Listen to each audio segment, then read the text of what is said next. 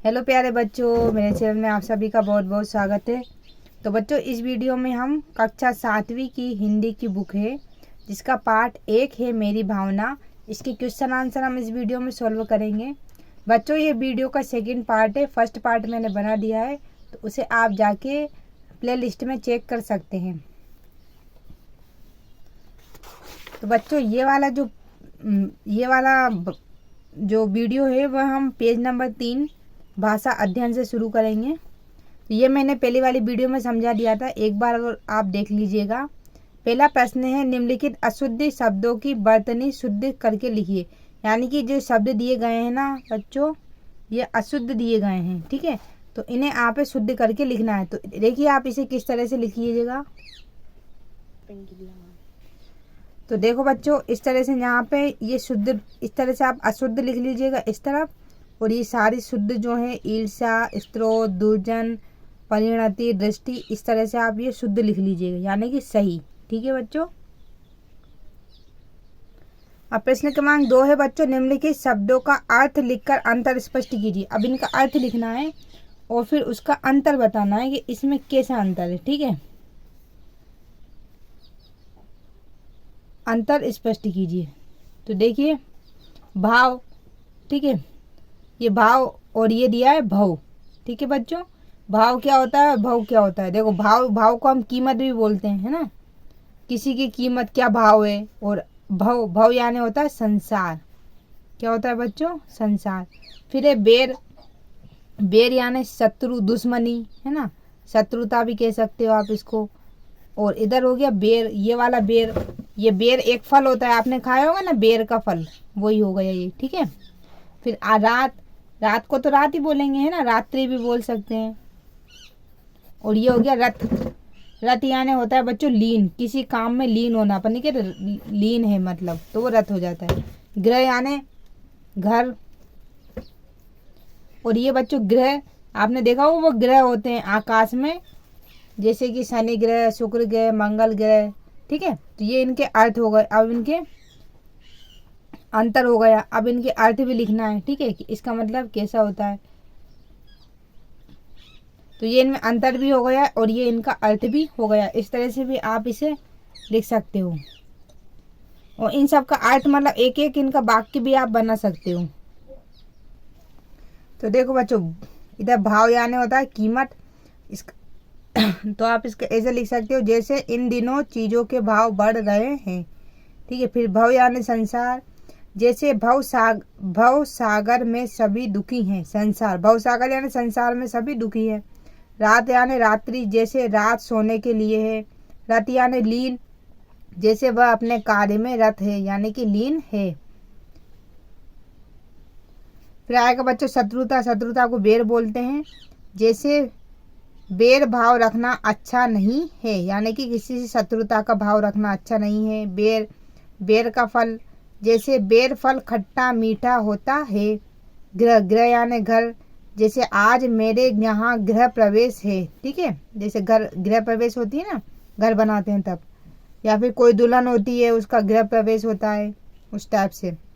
ग्रह यानी ग्रह आ जाएंगे, जैसे पृथ्वी एक ग्रह है। इस तरह से आप इसको कर लीजिएगा। प्रश्न क्रमांक 3 है बच्चों, वर्ग पहेली में से नीचे दिए गए शब्दों के विलोम शब्द छाट कर लिखिए। यानी कि ये शब्द दिए गए हैं, इनके विलोम शब्द छाटना है।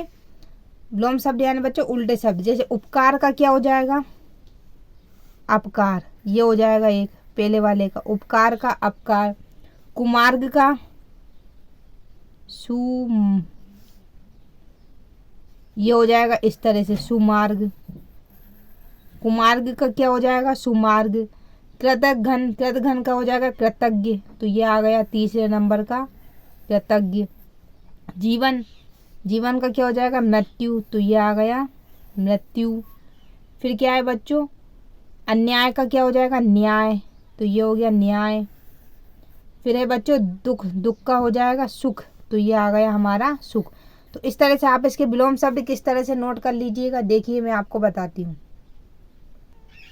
तो देख ली बच्चों, इस तरह से आप इन्हें नोट कर लीजिएगा। उपकार का अपकार, कुमार्ग का सुमार्ग, कृतघ्न का कृतज्ञ, जीवन का मृत्यु, अन्याय का न्याय और दुख का सुख।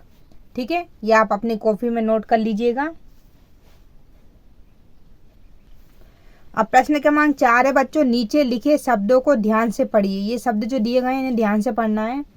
और जिन वर्णों की आवृत्ति हुई है, आवृत्ति यानी जो शब्द जो वर्ण हैं वो 2 बार आए हों या बार बार आए हों, 2 से ज़्यादा, उसे लिखिए। जैसे सरल, सत्य में स, देखो स इसमें भी, स इसमें भी है, तो क्या आ गया स।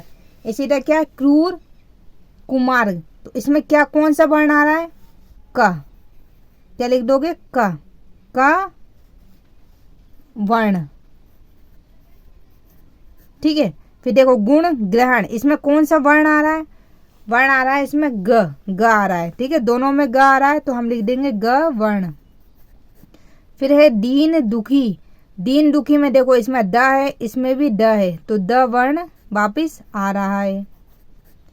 रत रहा, इसमें क्या आ रहा है, रहा, र, तो र वर्ण, ठीक है।